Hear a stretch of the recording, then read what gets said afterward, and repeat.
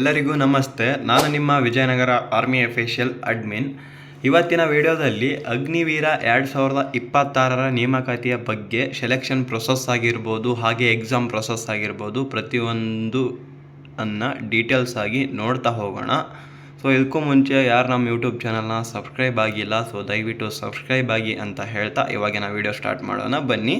ಹಾಗೆ ಆಲ್ಮೋಸ್ಟ್ ಎಲ್ರಿಗೂ ಕೂಡ ಗೊತ್ತು, ಆನ್ಲೈನ್ ಅಪ್ಲಿಕೇಶನ್ನು ಸ್ಟಾರ್ಟಿಂಗ್ ಡೇಟ್ ಬಂದುಬಿಟ್ಟು 13 ಫೆಬ್ರವರಿಗೆ ಆನ್ಲೈನ್ ಅಪ್ಲಿಕೇಶನ್ನು ಸ್ಟಾರ್ಟ್ ಆಗಿದೆ. ಹಾಗೆ ಅಪ್ಲಿಕೇಶನ್ ಕೊನೆಯ ದಿನಾಂಕ ಬಂದುಬಿಟ್ಟು 1 ಏಪ್ರಿಲ್ಗೆ ಅಪ್ಲಿಕೇಶನ್ ಕೊನೆಯ ದಿನಾಂಕ ಇದೆ. ನಿಮಗೆ 2 ತಿಂಗಳು ಕಾಲಾವಕಾಶ ಇದೆ ಅಪ್ಲಿಕೇಶನ್ ಹಾಕಲಿಕ್ಕೆ. ಸೊ ದಯವಿಟ್ಟು ಹೋಗಿ ಎಲ್ಲರೂ ಕೂಡ ಸರಿಯಾಗಿ ಅಪ್ಲಿಕೇಶನ್ನ ಹಾಕ್ಕೊಳ್ಳಿ. ಯಾಕಂತ ಅಂದರೆ ಲಾಸ್ಟಿಗೆ ನಿಮಗೆ ಟೈಮ್ ಇದೆ, ಅಪ್ಲಿಕೇಶನ್ನ ಹಾಕ್ಬೋದು, ಇಷ್ಟು ದಿನ ಟೈಮ್ ಕೊಟ್ಟಿದ್ದಾರೆ ಆರಾಮಾಗಿ ಹಾಕ್ಬೋದು ಅಂತ ಹೇಳಿದರೆ ಸರ್ವರ್ ಬ್ಯುಸಿ ಆದರೆ ಕಷ್ಟ ಆಗುತ್ತೆ. ಸೊ ಆಲ್ಮೋಸ್ಟ್ ಎಲ್ಲರೂ ಕೂಡ ಮಾರ್ಚ್ 25 ಅಥವಾ 20ನೇ ತಾರೀಕು ಒಳಗಡೆ ಅಪ್ಲಿಕೇಶನ್ನ ಹಾಕಿಸ್ಕೊಳ್ಳಿ. ಹಾಗೆ ನೆಕ್ಸ್ಟ್ ಬಂದುಬಿಟ್ಟು ಆನ್ಲೈನ್ ಎಕ್ಸಾಮನ್ನು ಯಾವಾಗ ಕಂಡಕ್ಟ್ ಮಾಡ್ತಾರೆ ಅನ್ನೋದನ್ನು ಕೂಡ ಇಲ್ಲಿ ನಿಮಗೆ ಕೆಳಗಡೆ ಕಾಣಿಸ್ತಿರ್ಬೋದು. ಆನ್ಲೈನ್ ಎಕ್ಸಾಮ್ಸ್ ಡೇಟ್ ಬಂದುಬಿಟ್ಟು 1 ಜೂನ್ರಿಂದ 15 ಜೂನ್ವರೆಗೂ ಆನ್ಲೈನ್ ಎಕ್ಸಾಮ್ನ ನಡೆಸ್ತಾರೆ ಅಂತಂದೇಳಿ ಅವ್ರು ಇದರಲ್ಲಿ ಮೆನ್ಷನ್ ಮಾಡಿದ್ದಾರೆ. ಬಟ್ ಇದು ಕನ್ಫರ್ಮ್ ಆಗಿರ್ತಕ್ಕಂಥ ಮಾಹಿತಿ ಅಲ್ಲ. ಯಾಕಂತ ಅಂದರೆ 1 ಜೂನ್ 15ನೇ ತಾರೀಕಿಗೆ ನಡೆಸ್ಬೋದು, ಅಥವಾ ಅದಕ್ಕೂ ಮುಂದಾದರೂ ನಡೆಸ್ಬೋದು, ಅದಕ್ಕೂ ಹಿಂದೆ ಆದರೂ ಕೂಡ ನಡೆಸ್ಬೋದು ಅವರು ಎಕ್ಸಾಮನ್ನು. ಆ ರೀತಿ ಕೊಟ್ಟಿದ್ದಾರೆ, ಎಕ್ಸಾಮ್ ಡೇಟನ್ನು ಹೇಳಿದ್ದಾರೆ. ಸೊ ಆಲ್ಮೋಸ್ಟ್ ಎಲ್ಲರೂ ಕೂಡ ಜೂನ್ ಒಳಗೆ ಎಕ್ಸಾಮ್ ಅಥವಾ ಮೇ ಒಳಗೆ ಎಕ್ಸಾಮ್ ಅಂತಂದೇಳಿ ಚೆನ್ನಾಗಿ ಪ್ರಿಪ್ರೇಷನ್ನ ಮಾಡಿ, ಟೈಮ್ ಇದೆ, ಚೆನ್ನಾಗಿ ಓದಿ. ಬಟ್ ಕಳೆದು ಹೋದ ಸಮಯ ಮತ್ತೆ ಸಿಗೋಲ್ಲ.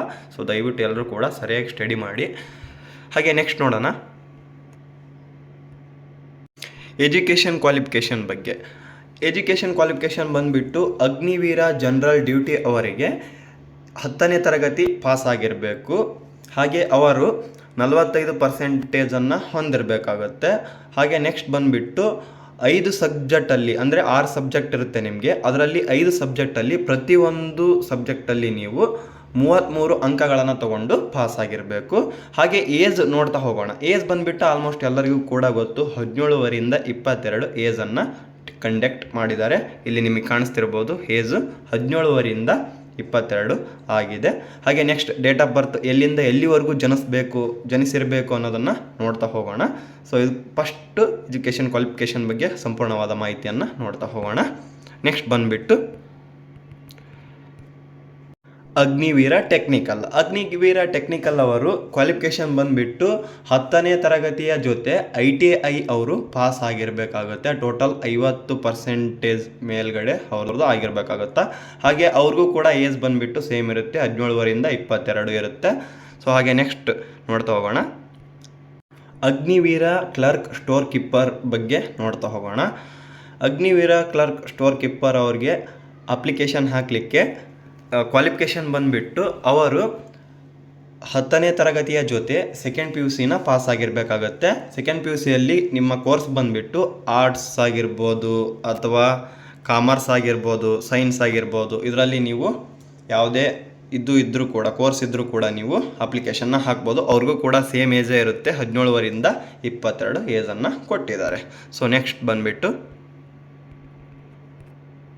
ಅಗ್ನಿವೀರ ಟ್ರೈಡ್ಮನ್ ಅವರು ಕ್ವಾಲಿಫಿಕೇಷನ್ ಏನಾಗಿರಬೇಕು, ಅಗ್ನಿವೀರ ಟ್ರೈಡ್ಮನ್ಗೆ ಕ್ವಾಲಿಫಿಕೇಷನ್ ಏನಾಗಿರಬೇಕು ಅನ್ನೋದಾದರೆ ಸಿಂಪಲ್ಲಾಗಿ ಅವರು 10th ಪಾಸ್ ಆಗಿರಬೇಕಾಗುತ್ತೆ.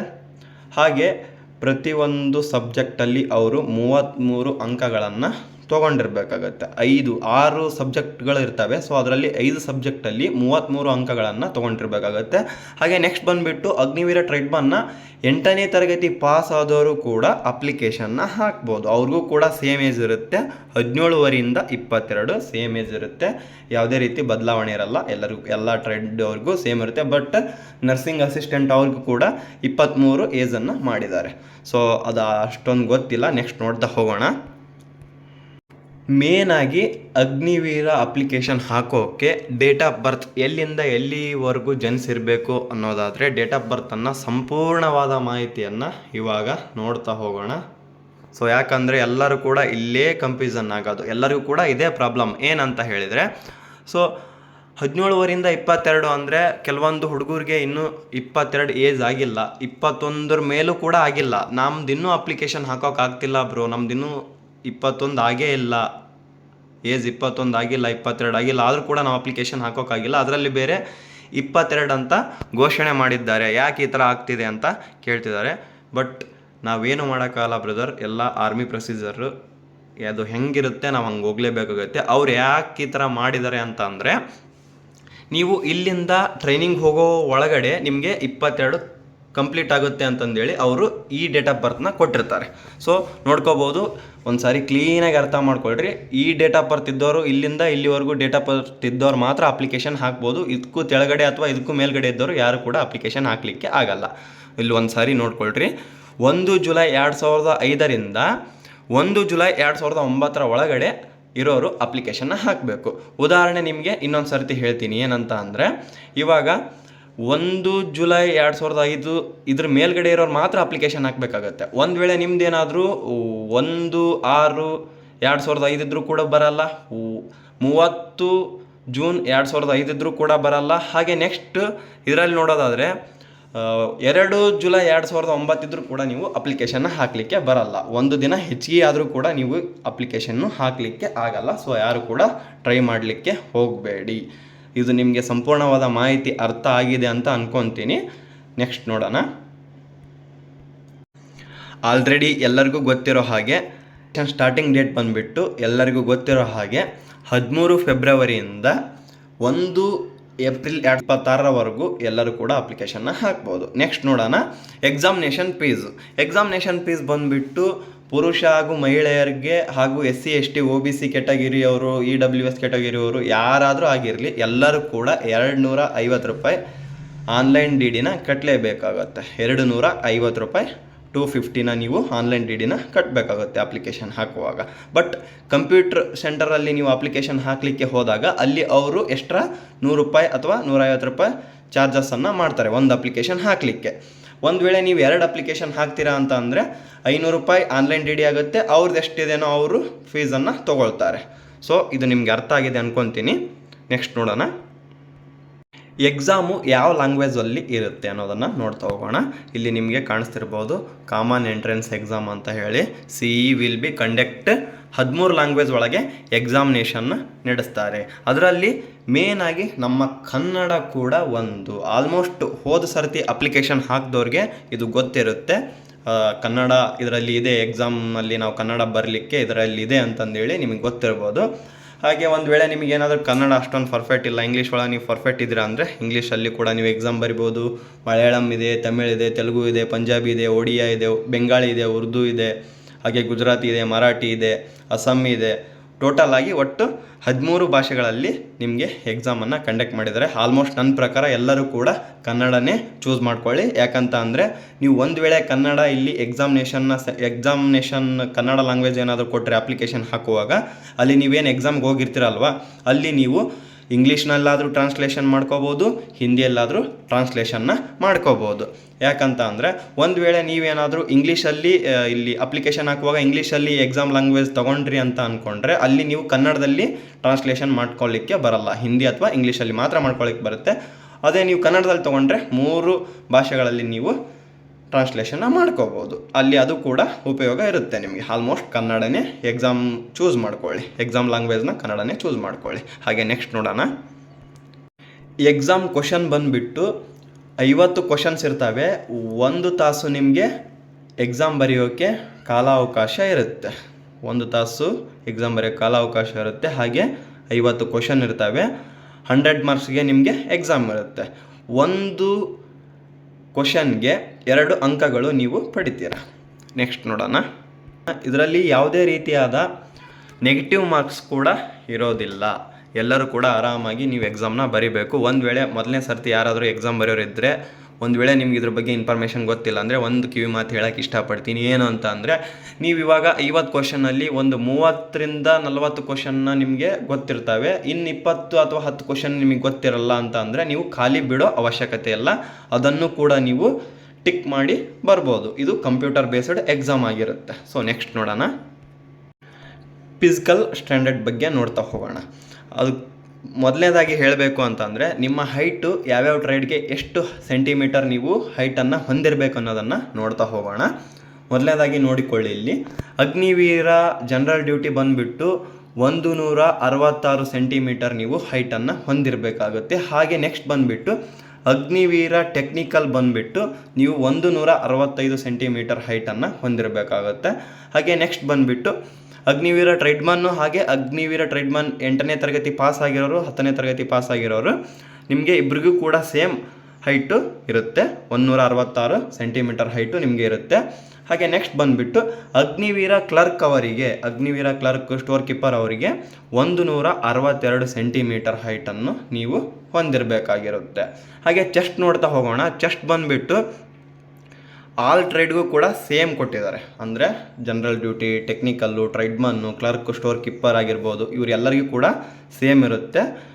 ಚೆಸ್ಟ್ ಬಂದುಬಿಟ್ಟು ನಾರ್ಮಲಾಗಿ ನಿಮ್ಮದು 77 ಇರಬೇಕಾಗುತ್ತೆ. ಅವರು ಅಪ್ ಅಂತ ಹೇಳಿದಾಗ ನಿಮ್ಮದು 5% ಚೆಸ್ಟ್ ಅಪ್ ಆಗಬೇಕಾಗುತ್ತೆ.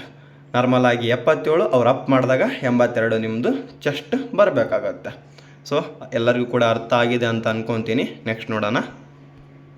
ಇದು ಮೇನಾಗಿ NCC ಮಾಡಿದವ್ರಿಗೆ ಏನಂತ ಅಂದರೆ ನಿಮಗೆ ಒಂದು ಒಳ್ಳೆಯ ಅವಕಾಶ ಅಂತಲೇ ಹೇಳ್ಬೋದು. ಯಾಕಂತ ಅಂದರೆ ನಿಮಗೆ ಬೋನಸ್ ಅಂಕಗಳು ಸಿಗ್ತವೆ.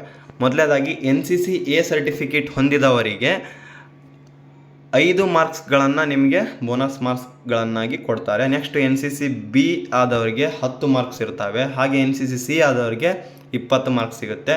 ಒಂದು ವೇಳೆ ನೀವೇನಾದರೂ NCC C ಸರ್ಟಿಫಿಕೇಟ್ ಹೊಂದಿದ್ದು ಹಾಗೆ ರಿಪಬ್ಲಿಕ್ ಡೇ ದಿನ ಪ್ಯಾರೇಡ್ ಮುಗಿಸಿದರೆ ನಿಮಗೆ 25 ಮಾರ್ಕ್ಸನ್ನು ಬೋನಸ್ ಮಾರ್ಕ್ಸ್ ಆಗಿ ಕೊಡ್ತಾರೆ.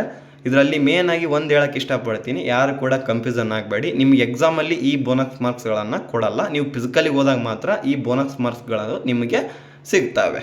ಸೊ ನೆಕ್ಸ್ಟ್ ನೋಡೋಣ. ಇವಾಗ ರಿಕ್ರೂಟ್ಮೆಂಟ್ ರ್ಯಾಲಿ ಬಗ್ಗೆ ನೋಡ್ತಾ ಹೋಗೋಣ. ಏನಂತ ಅಂದರೆ ಇವಾಗ ಆಲ್ಮೋಸ್ಟ್ ಎಲ್ರಿಗೂ ಕೂಡ ಗೊತ್ತು, ಹೋದ ಸರ್ತಿನೇ ಇದೆಲ್ಲ ಚೇಂಜಸ್ ಆಗಿತ್ತು. ಸೊ ನೆಕ್ಸ್ಟ್ ನೋಡೋದಾದರೆ ರಿಕ್ರೂಟ್ಮೆಂಟ್ ರ್ಯಾಲಿ ಬಗ್ಗೆ ನೋಡ್ತಾ ಹೋಗೋಣ. ಫಿಸಿಕಲ್ ಫಿಟ್ನೆಸ್ ಟೆಸ್ಟ್ ಅಂದರೆ ರನ್ನಿಂಗ್ ಬಗ್ಗೆ ನೋಡ್ತಾ ಹೋಗೋಣ. ಮೊದಲನೇದಾಗಿ ರನ್ನಿಂಗು 1600 ಮೀಟ್ರ್ ನಿಮಗೆ ರನ್ನಿಂಗ್ ಇರುತ್ತೆ. 1.6 km ರನ್ನಿಂಗ್ ಓಡಲಿಕ್ಕೆ ಇರುತ್ತೆ. ಹಾಗೆ ರನ್ನಿಂಗಲ್ಲಿ 4 ಗ್ರೂಪ್ಗಳನ್ನಾಗಿ ಮಾಡಿರ್ತಾರೆ. ಸೊ ನೀವು ಯಾವ ಗ್ರೂಪಿಗೆ ಓಡಿದರೆ ಎಷ್ಟು ಮಾರ್ಕ್ಸ್ ಸಿಗುತ್ತೆ, ಯಾವ ಗ್ರೂಪ್ನ ಎಷ್ಟು ನಿಮಿಷದ ಒಳಗಡೆ ಓಡಬೇಕು ಅನ್ನೋದನ್ನು ನೋಡ್ತಾ ಹೋಗೋಣ. ಇಲ್ಲಿ ನಿಮಗೆ ಕಾಣಿಸ್ತಿರ್ಬೋದು. ಮೊದಲನೇ ಗ್ರೂಪ್ ಬಂದುಬಿಟ್ಟು 5 ನಿಮಿಷ 30 ಸೆಕೆಂಡ್ ಒಳಗಡೆ ನೀವು ಓಡಬೇಕಾಗುತ್ತೆ. ಹಾಗೆ ನಿಮಗೆ ಮಾರ್ಕ್ಸ್ ಬಂದುಬಿಟ್ಟು 60 ಮಾರ್ಕ್ಸ್ ಸಿಗುತ್ತೆ.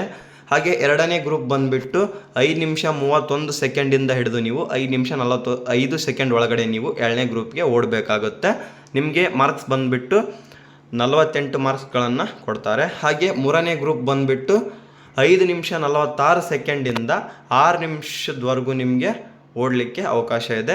ನಿಮಗೆ ಟೋಟಲ್ ಬಂದುಬಿಟ್ಟು ಅಲ್ಲಿ ಮೂರನೇ ಗ್ರೂಪಿಗೆ 36 ಮಾರ್ಕ್ಸ್ಗಳನ್ನು ಕೊಡ್ತಾರೆ.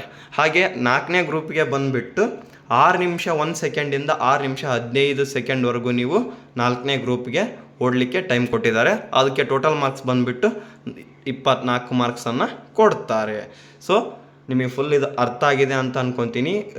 ಫಿಸಿಕಲಲ್ಲಿ ಬಂದುಬಿಟ್ಟು 100 ಮಾರ್ಕ್ಸ್ ಇರುತ್ತೆ. ಅದರಲ್ಲಿ ರನ್ನಿಂಗಲ್ಲಿ 60 ಮಾರ್ಕ್ಸು, ಪುಲಪ್ಸಲ್ಲಿ 40 ಮಾರ್ಕ್ಸು, ಟೋಟಲ್ 100 ಮಾರ್ಕ್ಸ್ ಆಯಿತು. ನೆಕ್ಸ್ಟ್ ಪುಲಪ್ ಬಗ್ಗೆ ನೋಡ್ತಾ ಹೋಗೋಣ. ಪುಲಪ್ಸ್ ಬಗ್ಗೆ ನೋಡ್ತಾ ಹೋಗೋಣ.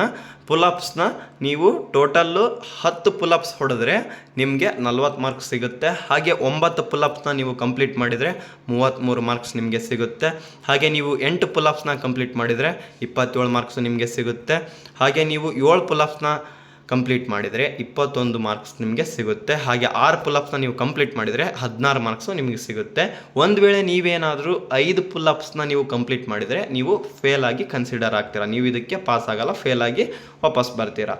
ಮಿನಿಮಮ್ ಆಗಿ 6 ಅಂತರೂ ಕಂಪಲ್ಸರಿಯಾಗಿ ಹೊಡಿಲೇಬೇಕಾಗುತ್ತೆ ನೀವು ಪುಲಪ್ಸ್ನ. ಸೊ ಇದು ಎಲ್ಲರಿಗೂ ಕೂಡ ಅರ್ಥ ಆಗಿದೆ ಅಂದ್ಕೊತೀನಿ. ಒಂದು ವೇಳೆ ನಿಮಗೇನಾದರೂ ಇನ್ನೂ ಹೆಚ್ಚಿನ ಮಾಹಿತಿ ಬೇಕಾಗಿದ್ದರೆ ನಮ್ಮ ಅಫಿಷಿಯಲ್ನ ಫಾಲೋ ಮಾಡಿ, ಸಬ್ಸ್ಕ್ರೈಬ್ ಇಟ್ಕೊಳ್ಳಿ.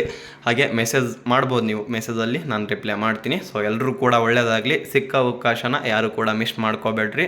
ಎಲ್ಲರಿಗೂ ಒಳ್ಳೆಯದಾಗಲಿ. ಜೈ ಹಿಂದ್.